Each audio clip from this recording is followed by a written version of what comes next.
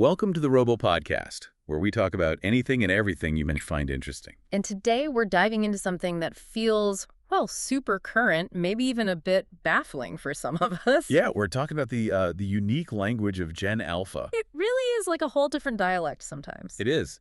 So we've been looking through articles from ABC News and People magazine, trying to get a handle on it all. And our goal for this deep dive, really, is to unpack this vocabulary, figure out what these terms mean, maybe where they come from. And why it all seems to be spreading so differently so fast these days. Exactly. We want to help you translate what might just sound like noise into something that actually makes sense. Okay, so let's start with the basics. Who exactly is Gen Alpha, according to these sources? Right. So they define them as the generation born roughly between 2010 and 2024.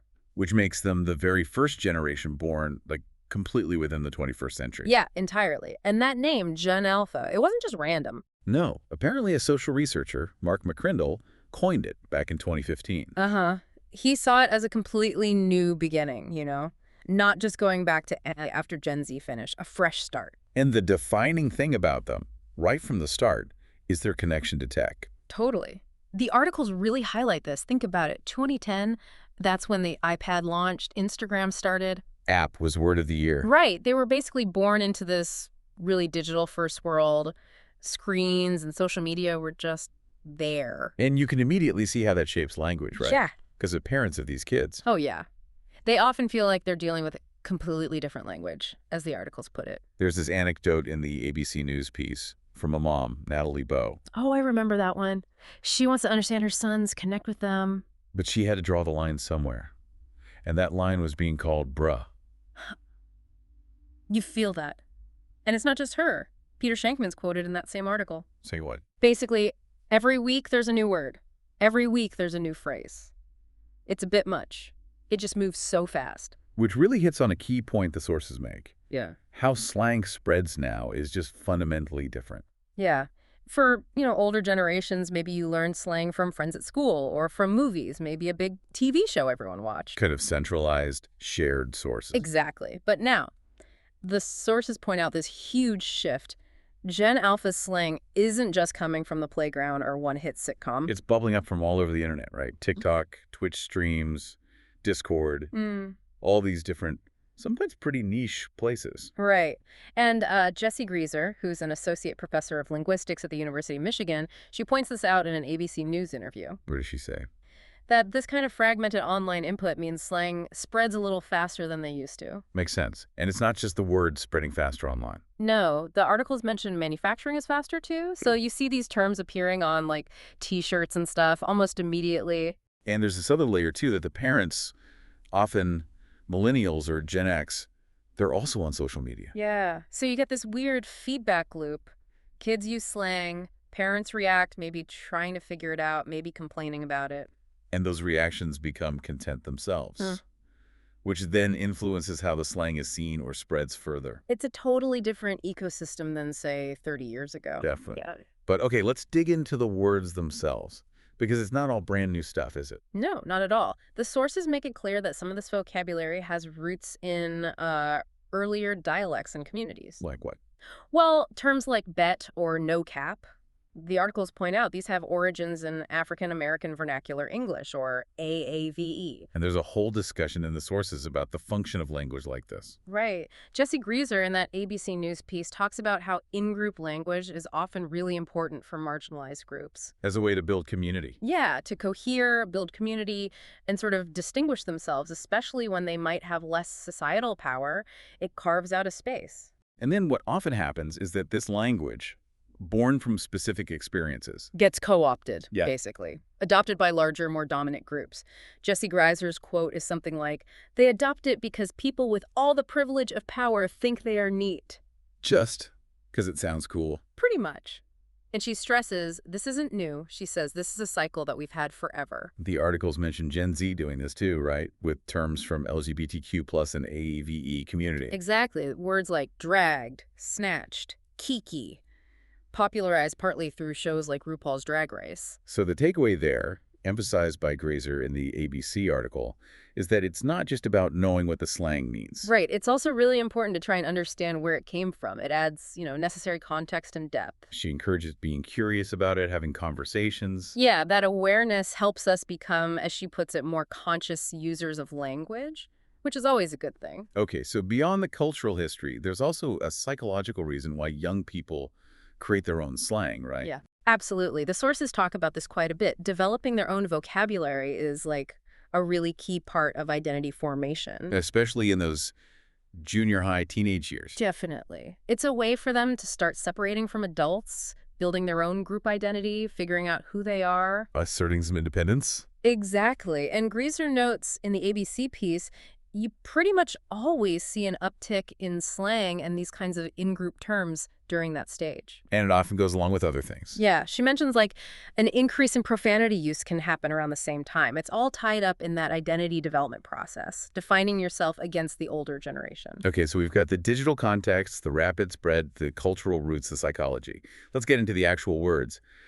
What are some of these Gen Alpha terms the sources decoded?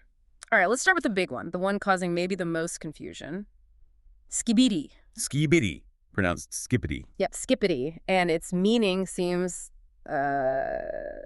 flexible. Flexible how? According to the sources, it can mean cool or bad or even just dumb. It really depends on the context. Or what it's paired with, like skibidi rizz or skibidi Ohio. Exactly. And the origin, that viral YouTube animated series, Skibidi Toilet, by Alexei Gerasimov.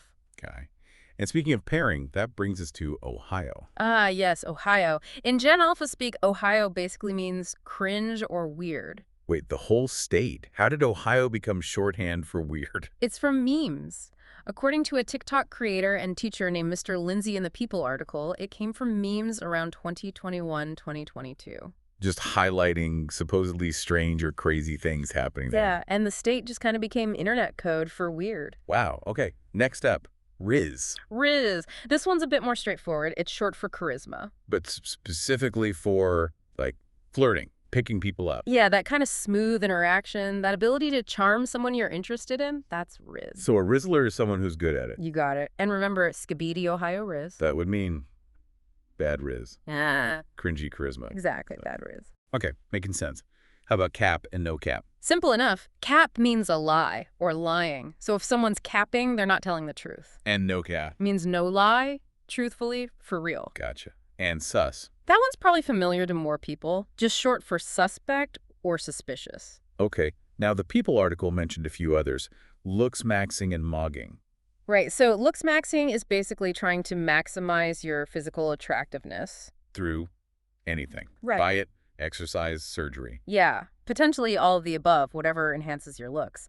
And mogging? Mogging. That's when you, look way better than someone else you're standing next to. You outshine them looks-wise. So a looks max mogger.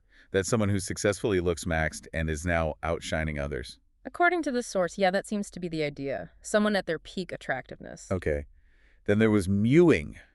M-E-W-I-N-G. Mewing, yeah, that's a specific technique. It's about flattening your tongue against the roof of your mouth. Why? What's the goal? The claim is that it helps define your jawline, make it look sharper. Mm-hmm. Does it actually work? Well, the People article mentions that the American Association of Orthodontists says, basically, nope, not proven to work. Good to know. Okay, phantom tax. Sounds official. Huh.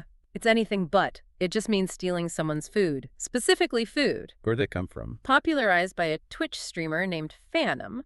Apparently, he explained it in the People article as kind of like, feed your friends, maybe taking 5 or 10% of their snack. So you'd say, dude, you already phantom taxed my chips. Exactly like that. Okay. Gyat. G-Y-A-T-T. That one refers to someone's butt, specifically a large or attractive one. Right. The People article had that viral TikTok example. Yeah, where the daughter, Olivia, is explaining it to her mom, Ebony, and says something like, Mom, that girl over there has a huge gyat. Definitely a term that gets attention. How about sigma and beta? In this context, yes, sigma is used kind of like alpha, someone with a strong presence, a leader type. And beta means weak, or the opposite of sigma, lacking that strong presence. Okay. And negative aura, or aura points. So negative aura just means something is bad or uncool, cringy. And the points. Aura points are like your coolness score. That teacher, Mr. Lindsay, explained in People that you lose points for doing weird or cringy things. Like his example, Yeah. backpack unzipped, stuff falling out. Yeah, definite negative aura points for that. Yeah. You lose cool points. I think I'm losing aura points just trying to keep up. Yeah. Let's go back to skibidi toilet for a second, as the combined phrase. Right. When used together like that, skibidi toilet means something is really bad, especially cringy or terrible. And again, directly from that YouTube series. Yep. And the People article had that wild anecdote about Kim Kardashian. Oh, yeah. Her daughter Northwest gave her a necklace. A $20,000 necklace that said skibidi toilet. And Kim asked if North loved it, and North was just like, yeah.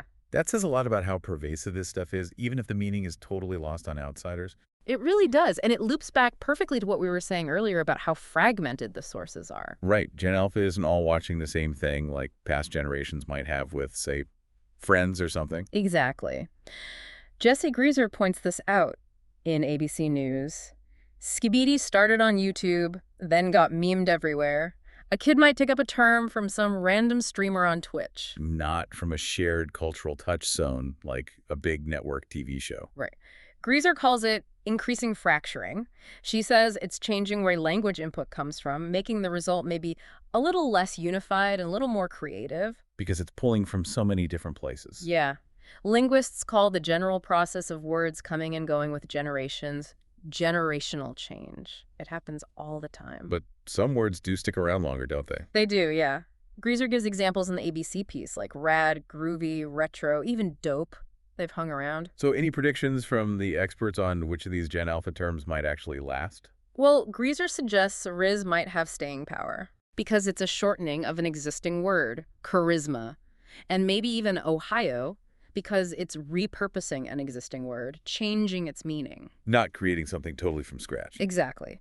She says those kinds of changes tend to give words a little bit more staying power. And she had that funny aside in the article. Oh, yeah. She said, as someone who grew up in Cincinnati, I'm really curious to see what happens with Ohio. You can understand why.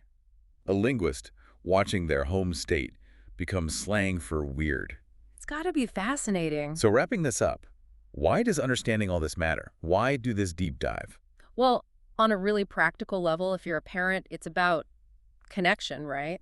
Bridging that gap, showing you're interested in their world. Even if you have to draw the line at being called bruh. Huh, exactly. But beyond that, for anyone interested in culture or just language itself, it's a really clear window into how identity gets expressed now in this super digital age and just how alive language is. It really highlights that language isn't some static thing in a dictionary. It's constantly being built, bent, and reshaped by how we live, the tech we use, who we are. It's always evolving. Always. And thinking about that evolution, especially with these incredibly fragmented, super fast-paced digital sources today. Compared to the more shared, slower sources of the past. Yeah, it makes you wonder, right? How might that fundamentally change the way language evolves going forward? For future generations, will language look even more niche, more fractured because the inputs are so scattered compared to, say, everyone watching the same 3 TV channels? That is definitely something to think about. What does the future of language evolution look like in a world like this? Thanks again for listening to the Robo Podcast. Consider subscribing and giving that like button a sweet, gentle caress.